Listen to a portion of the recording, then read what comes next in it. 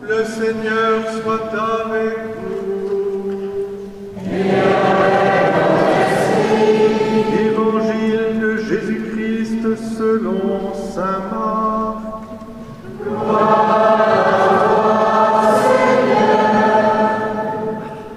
Alors Eliot, écoute bien. En ce temps-là, Jésus traversait la Galilée avec ses disciples. Et il ne voulait pas qu'on le sache, car il enseignait à ses disciples en leur disant « Le Fils de l'homme est livré aux mains des hommes.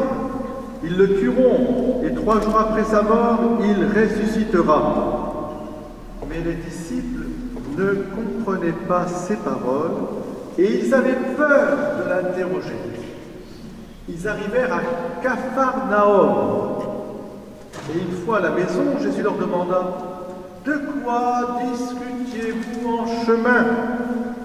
Ils se taisaient, car en chemin, ils avaient discuté entre eux pour savoir qui était le plus grand.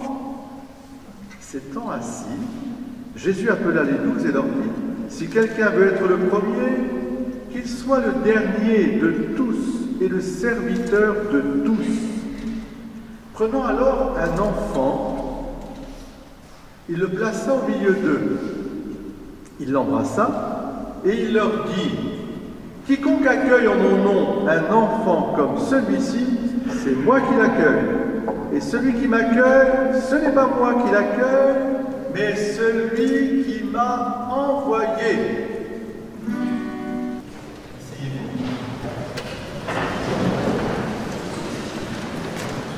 Je crois que ça marche, oui.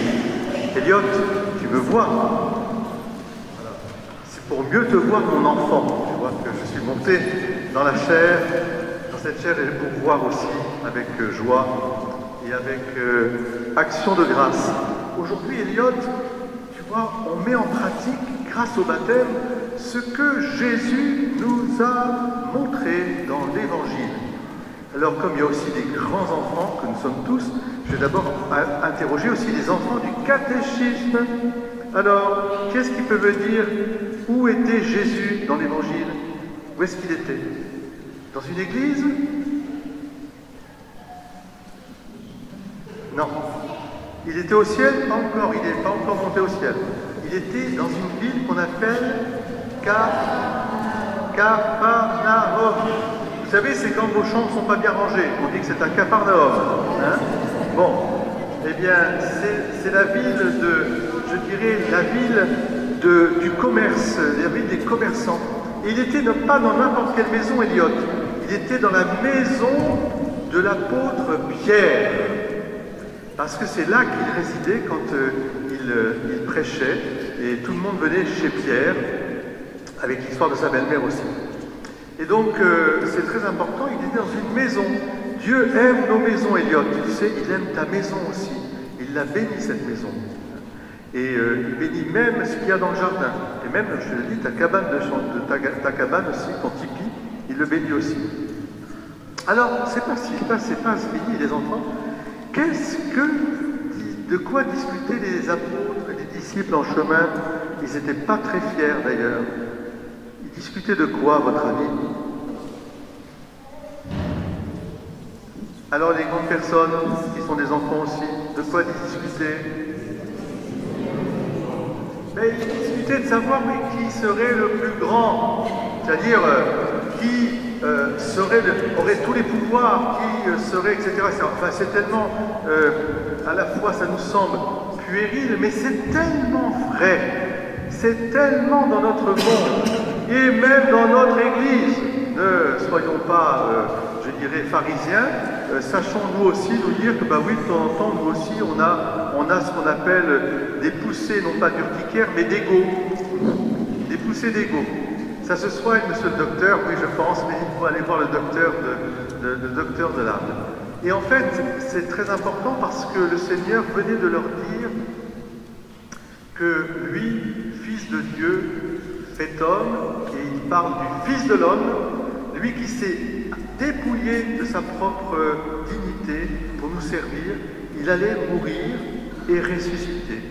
Et ça, les apôtres ne le supportaient pas et ne le comprenaient pas, mais Pierre ne le supportait pas, puisque la semaine dernière, vous vous rappelez, les autres dimanches, Jésus l'a repris vertement, lui disant « Arrière, Satan, tu mets scandale », parce qu'il ne voulait pas que Jésus puisse accomplir ce destin d'amour. Alors, qu'est-ce qu'a fait Jésus pour apprendre aux grandes personnes que nous sommes ce qu'est le royaume? Qu'est-ce qu'il a fait, Jésus?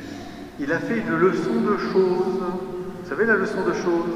Comme on était à l'école, on ouvrait nos cahiers, puis on a fait la leçon de choses, on nous appelait un scarabée, par exemple, ou un petit papillon, on nous montrait comment ça se déployait. Hein, n'est-ce pas, Jean? Il a fait une leçon de choses. Eh bien, la leçon de choses, et je vais maintenant descendre, la leçon de choses, c'est Elliot aujourd'hui.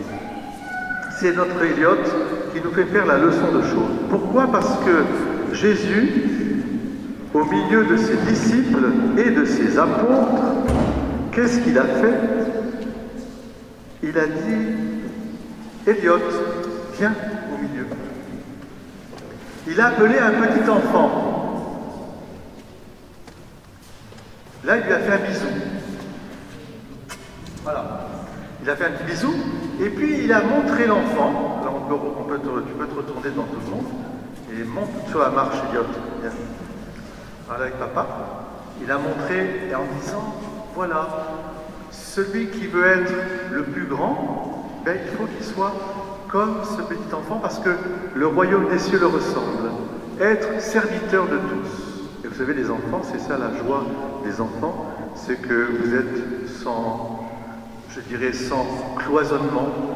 Vous vous amusez les uns les autres, vous avez confiance, vous avez aussi cette innocence qui fait que tout est beau, tout est grand, même quand il y a des peurs, tout ça, eh bien, c'est transfiguré. Alors, c'est une leçon de choses. Vous voyez, je crois que c'est important que dans notre vie chrétienne, nous ayons bien les deux pieds, dans nos chaussures, pas, mais nos deux pieds bien sur la terre dans les leçons de choses. Parce que partout, Dieu nous donne des leçons, en particulier avec un enfant, mais dans la création tout entière aussi. Il nous donne une leçon de service. Et il nous rappelle qu'il n'y a pas de plus grand amour, donc de donner sa vie pour ceux qu'on aime, d'être au service. Vous savez, Elliot, tu sais comment est-ce qu'on appelait la Vierge Marie? Comment est-ce qu'on l'appelle? Est-ce qu'on l'appelle? On l'appelle la Reine, bien sûr, on l'appelle notre Mère. Mais elle-même, comment elle s'est appelée devant Dieu, devant l'ange Gabriel, qui venait lui annoncer qu'elle serait la mère de Dieu? Elle a dit, voici la servante du Seigneur, qu'il me soit fait selon ta parole. C'est ce service qui fait qu'on accueille la vie même de Dieu en nous. Eh bien, c'est ce que tu vas faire maintenant, puisqu'on va te baptiser. Tu vas être, toi aussi, je dirais, introduit dans les enfants de Dieu pour être serviteur de l'amour infini et inconditionnel de Dieu pour tous les hommes. C'est l'évangile de l'amour don. Ce n'est pas l'évangile des diplômes, ce n'est pas l'évangile du compte en banque, c'est encore moins l'évangile des pouvoirs, mais c'est l'évangile du service. Que le Seigneur nous fasse la grâce aujourd'hui et tous les jours de notre vie. Amen.